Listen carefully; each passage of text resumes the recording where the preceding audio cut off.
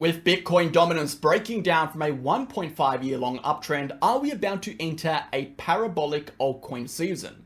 Additionally, we are going to be taking a look at a particular indicator on the 2-day chart that no one is paying attention to. This indicator not only has massive utility in projecting the overall continuation of the trend for Bitcoin, but also potential top points. Let's go ahead and jump in.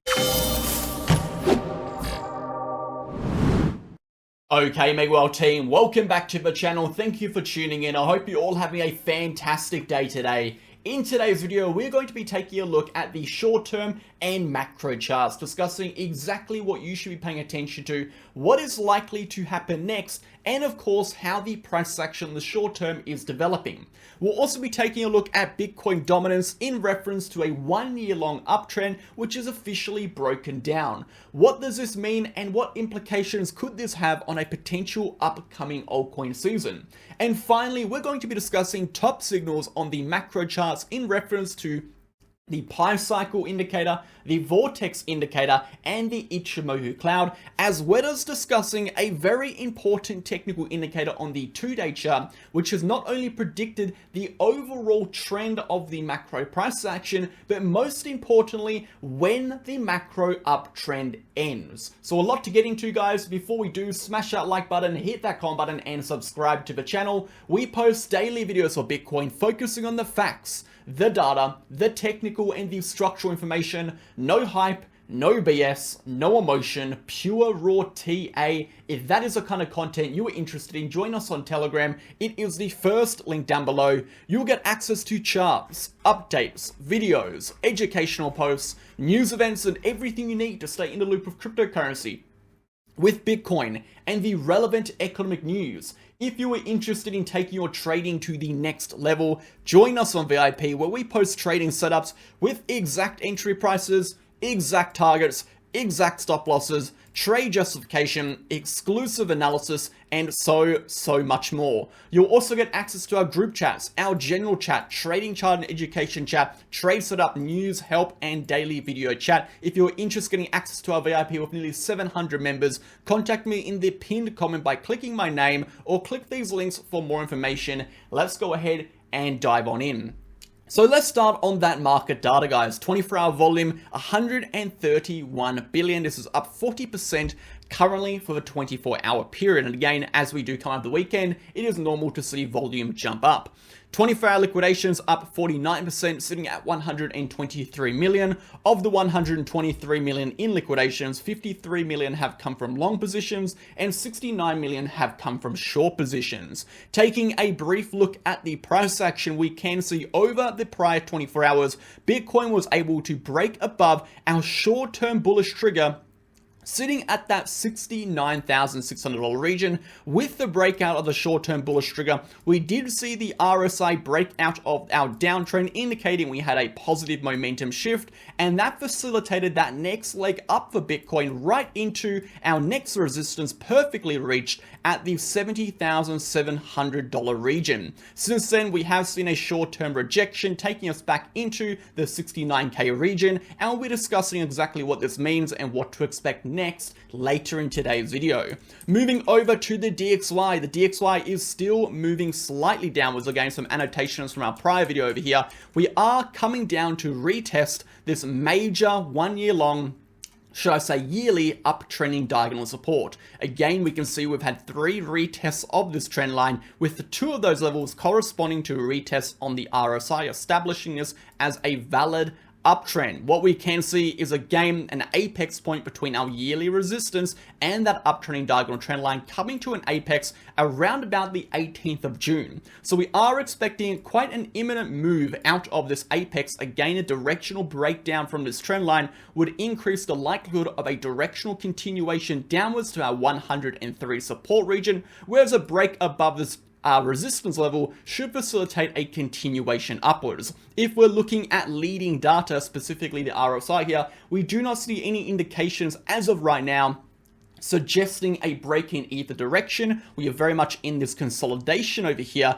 a decision zone, whereof which the price action will decide the directional continuation. If we do see that RSI breakdown in combination with the price action breaking down, that would be a strong sell signal or indication that the DXY is very much likely to see this correction on the short term. And again, if we do see a correction, that is going to be very, very bullish for risk assets, that is going to be bullish for Bitcoin, and of course bullish for the traditional markets. Moving over to the traditional markets, we can see over here on the weekly chart for the S&P 500, if I refresh that page really quickly, bring up that weekly chart again. For some reason, my charts actually went ahead and deleted here. We can see we are coming up to retest that major high point again. This is a major point of resistance, which is also a bullish trigger point. Again, this bullish trigger point is sitting at a price point of $5,336. For us to break through this bullish trigger point, we do need to see a weekly candle close above this level. So a weekly candle close above this trigger point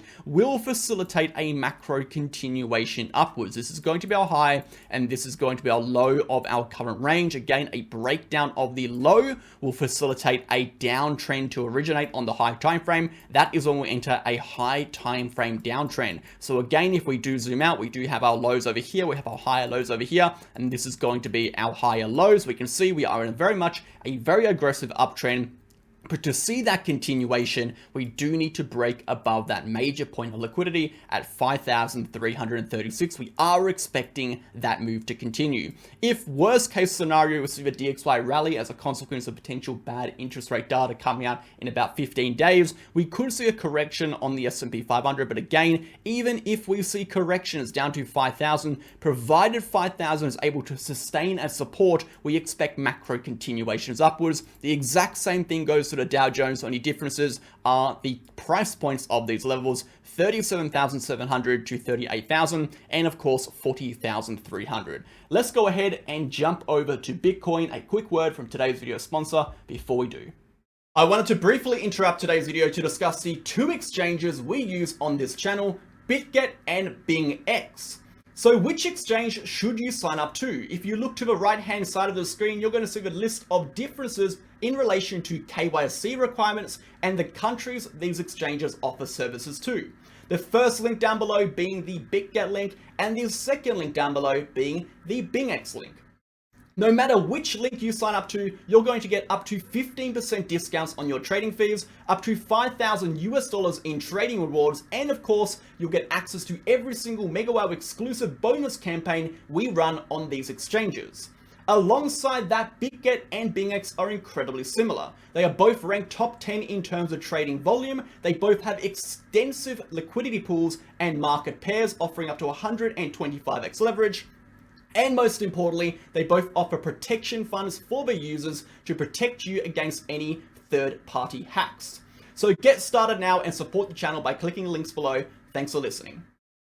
Okay guys, let's go ahead and jump on into it. And in today's video, we are starting on the Bitcoin dominance chart. And as we can see, Bitcoin dominance has broken down from a major 1 year long uptrend, and this uptrend has been established at the end of 2022, spanning from around November 2022 now up until the current date, which is going to be May 2024. So we're actually looking at a little bit over a year over here. Around 1.5 years this uptrend has been present. Now this uptrend originated from our lows of around 38 to 40%, which is generally where Bitcoin ends up topping out at. If we look at the price action of Bitcoin in bull runs, we generally see Bitcoin top out around this 38 to 40% region, and we came up to retest and reject, subsequently resulting in a breakdown of this early uptrend from a key point of prior support. If we look at the 2019 into the 2022 bull run, this was the bear market of the 2021 cycle. This was a major area of support for Bitcoin dominance before we eventually broke down and entered that parabolic phase for altcoins.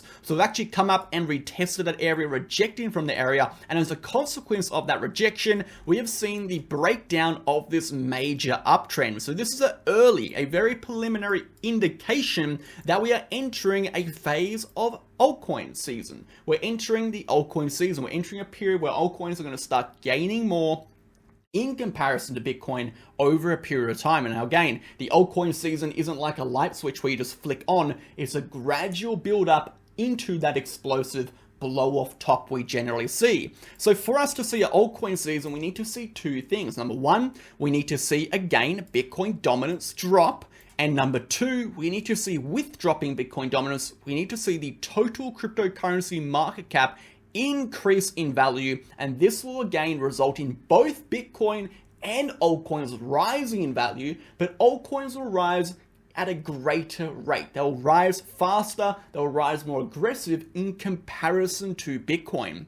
So we do take a look now at the total cryptocurrency market cap. We can see the total cryptocurrency market cap is in a perfect position for a directional continuation upwards. We had our yearly level of resistance right over here. This was going to be the dead cat bounce high region of the prior bear market. We went into capitulation to our lows. We entered a bull market. We broke through this yearly resistance, and we have come back down to now retest this resistance as a support level. This is called a support resistance flip. This is a perfect launch pad for a directional continuation upwards for the total market cap, which again would fulfill one of the two requirements we need to see for altcoin season, which is the total cryptocurrency market cap increasing with Bitcoin dominance falling. Now, Bitcoin dominance is likely to continue down as we have rejected from a major point of resistance and we have broken down from a major yearly uptrend. So what implications could that have on altcoin season? If we take a look at this chart over here,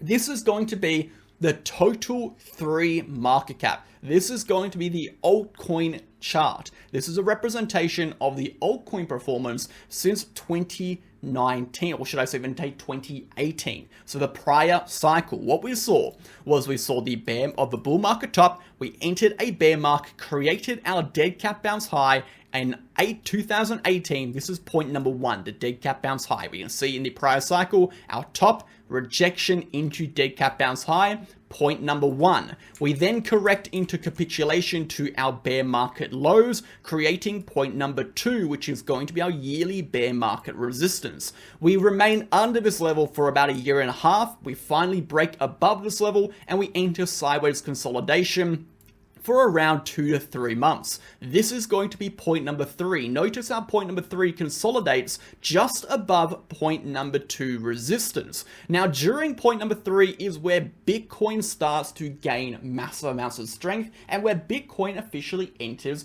the bull run phase. If we go to the Bitcoin chart really quickly and zoom out to that October level, historically, we can see right over here, this breakout is where Bitcoin officially enters the bull market, breaking through a yearly level of bear market resistance, officially entering a bull market, and that happens at the same time. Again, the altcoin market is in phase number 3, having just broken through that bear market resistance. Phase number 4 occurs later in the cycle, around 2 to 3 months after the breakout of phase number 2. This is where altcoins start to rally, particularly leading altcoins such as what we've seen, Flocky, we've seen a few meme coins do very well, we've seen Link do well, we've seen a couple of other high cap altcoins perform very, very well, where the leading altcoins really stand above the rest, and we see a lot of these lower market cap altcoins still very much lagging. If we do take a look at this phase in a cycle, which we are currently sitting in, this phase occurs between phase number 1 and phase number 2, so it is that middle point. Additionally, within phase number 4, we see a very brutal correction for altcoins, around 30 to 60% correction on some altcoins, which is going to be a correction down to retest the prior cycle midlines as represented by that red circle we've seen over here and we saw back in 2020. Now, this is where it gets fun, guys. A breakout of phase number 1 is when we enter phase number 5, which is the parabolic phase for altcoins. So as we can see, to enter the parabolic phase, the altcoin market cap needs to break over 844 billion. So we do still have some time left to enter that phase. And that's why I said altcoin season isn't like a light switch. Just because we've seen Bitcoin dominance now falling doesn't mean we're automatically entering an altcoin season, but it is building up into it. For us to really enter that parabolic phase, we need to break above that trigger point. So that being said, let's move over to Bitcoin now, and there's 2 macro charts I want to discuss, and then we'll move over to the short-term price action. Firstly, I want to take a look at the 2-day Gaussian channel. Now, to talk about the 2 days Gaussian channel, I need to first explain where and what this is all about. So the Gaussian channel is a fantastic macro indicator. It really assesses and shows us, expresses not only reversal points in the macro chart, but the current strength in terms of volatility on the time frame of which we are viewing. So it's a fantastic macro tool in assessing, again, macro tops and bottoms, reversal points, or even points of which the chart is starting to show massive weakness or starting to develop strength once more. Historically, we are looking at the Gaussian channel from the point of which we break above. Remember, point number one is going to be the dead cat bounce high. So we are looking at the Gaussian channel here from point number one and above in prior cycles. So everywhere from the black line upwards,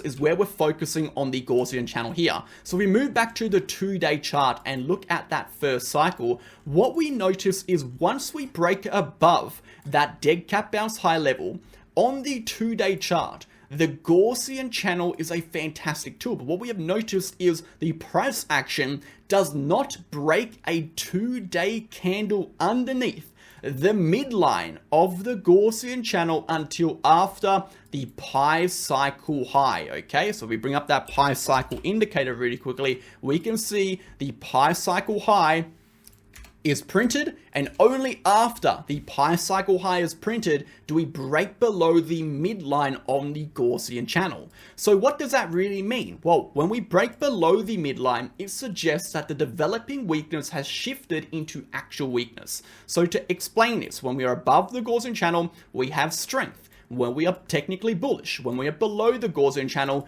we have weakness. We are technically bearish. Okay, so when we break into the upper band of the Gaussian channel from the top side down, this is a preliminary indication of exhaustion. Perfect. So when we break the midline, that is suggestive that that exhaustion has turned to weakness, and when we break the lower band, it is suggestive that that weakness has developed into a downtrend. So that is the combination of how we use the Gaussian channel, and again, the opposite reaction from the bottom side up. We break in, it is suggestive of, again, strength or reversals. Break above, it is suggestive of actual strength, and break above, it is suggestive of uptrend developing. So we can use it in an equal and opposite way when we look at bottoms to reversal points. So that is why it's a fantastic tool, but it can really tell us the different phases of strength the market has as we approach these different key points on the Gaussian channel. So what we have noticed again on that 2-day chart is historically, after we create that pi cycle, we break down and we enter a macro downtrend. That macro downtrend eventually leads to a bear market and absolute bottom. But most importantly, we can use this information as if we break below the midline, we would expect a bear market to come in or a downtrend to come in on the macro, and likely we would create a pi cycle high. So it gives us two things. If we break below the trend line after we print a pi cycle high, that would indicate the top is in. If we break below the trend line prior to printing a pi cycle high, that would be a 50 top, meaning it's a 50% probability. We'd have to look at other data to contextualize that breakdown and to give more assessment and advice on what is actually happening, okay? But it would be a massive warning signal even if we were to break down that trend line. So let's move to the current price action or the prior cycle. In the prior cycle, we can see the same thing. We broke above the black trend line. We remained above the midline the entire time until we broke down after we created the pi cycle high, entering like a 37 to 40% correction here for Bitcoin. Looking at the current cycle, we have broken above that trend line, we have come down and we have basically retested that midline, but we're still sitting above it. So again, we are expecting macro continuations upwards, provided that midline is able to sustain. Let's move over to one more macro chart and then finish up on the short term. So on the macro chart over here, this is going to be our pi cycle vortex trend blend. Again, a fantastic tool that I personally created and used to predict tops, or more important, not predict tops, to validate whether or not a top is in or whether or not it's just a local high on the macro. So what we look at here, guys, is from the point of which the Ichimoku cloud breaks into the lower bound of the pi cycle breaks into the Ichimoku cloud onwards. We look on from that point onwards, provided the price action remains above the midlines of the pi cycle indicator, okay? Let's just go ahead and actually quickly adjust this indicator just so it makes it a little bit clear, okay? Provided we remain above the midlines of the pi cycle indicator from the point at which the pi cycle broke into the Ichimoku cloud onwards, we are in a macro uptrend. We are bullish, we're expecting a top. Okay, what we have noticed is from that point onwards, we remain above these midlines until we create a pi cycle high. And at the point of which we create a pi cycle high, we also top out on the vortex trend. We can see the vortex trend corresponds with the pi cycle high in both of these instances. So the vortex trend indicator has not reached a top. Therefore, it is very unlikely we are going to create a pi cycle high. Therefore, it is very unlikely we are going to break down from the midlines, as a breakdown of the midlines is what triggers the pi cycle high to print. And as we print a pi cycle high, we'll see the vortex trend indicator hit the top. So this triple validation point, this big circle of validation, and we can't expect a different outcome if the data is suggestive of a particular outcome, which is we are continuing upwards. So unless we see invalidation of this pattern, which is a big circle, that validates this, this validates that, that validates that. This big circle of validation, unless we see something different occur from historical patterns, because again, this pattern has been present in every single cycle. From the point at which we break into the Ichimoku cloud, we remain above the midlines, pi cycle high, tops in. Again, looking at the price cycle, the point at which the Ichimoku cloud breaks in, we remain above the midlines, bang, pi cycle top, vortex trend indicator top is in. Exactly the same thing prior cycles. So the only invalidation would be we break down from the midlines in the weekly prior to making a vortex trend indicator top, prior to making a pi cycle top. What that would suggest, it could suggest we are entering a macro downtrend. Okay, maybe not a bear market, we might just see new lows before we then see a continuation upwards. That is what that would suggest. So let's move over to the short-term price action. Again, really not all that much to discuss, which is why we left it to last. The only thing we really are paying attention here, we go down to the hourly chart, the only thing we are really paying attention to here, guys, is going to be that weekly uptrend right here, this weekly uptrending trend line. We want to sustain above that weekly uptrend. Again, as we can see, we do have confluence here on the weekly uptrend with the POC level, okay, the point of control, which is this red line, and the major $67,000 support, which is this red box. So we can see if we break down from this weekly uptrend, we will likely see a correction into this red box. And if we break down from the red box, which is the POC to 67 support, we will then see a correction to our prior high and low,